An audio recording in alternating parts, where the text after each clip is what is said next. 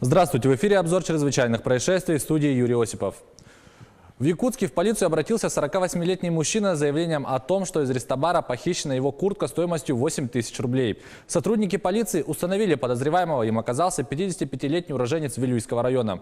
Как выяснилось, потерпевший вечером отдыхал в баре, где познакомился с подозреваемым. Верхнюю одежду он не сдал в гардероб, а повесил на спинку стула. Мужчины вместе распивали алкогольные напитки. В какой-то момент потерпевший заснул прямо за столом, чем и воспользовался злоумышленник. Он похитил куртку нового знакомого и уехал к себе домой. При обыске сотрудниками полиции похищенное было изъято. В Якутске полицейские раскрыли грабеж. Неизвестный открыто похитил сотовый телефон у 40-летней горожанки. Сотрудники уголовного розыска установили подозреваемого, им оказался 28-летний уроженец Амгинского района.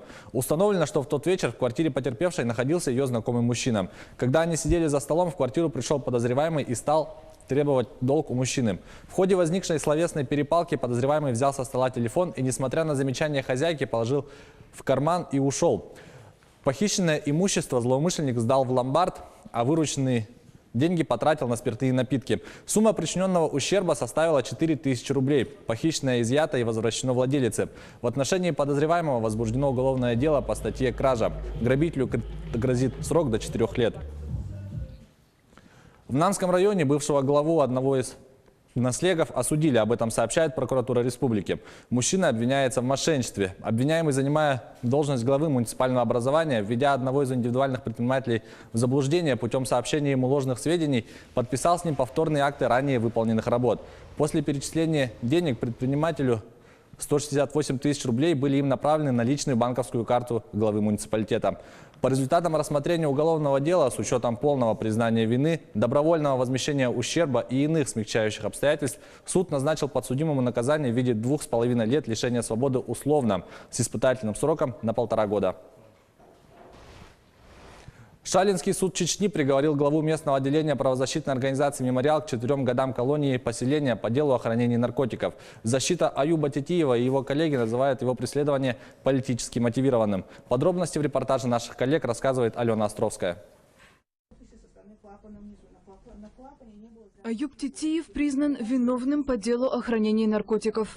Шалинский городской суд Чечни в понедельник приговорил главу местного отделения правозащитной организации «Мемориал» к 4 годам колонии поселения.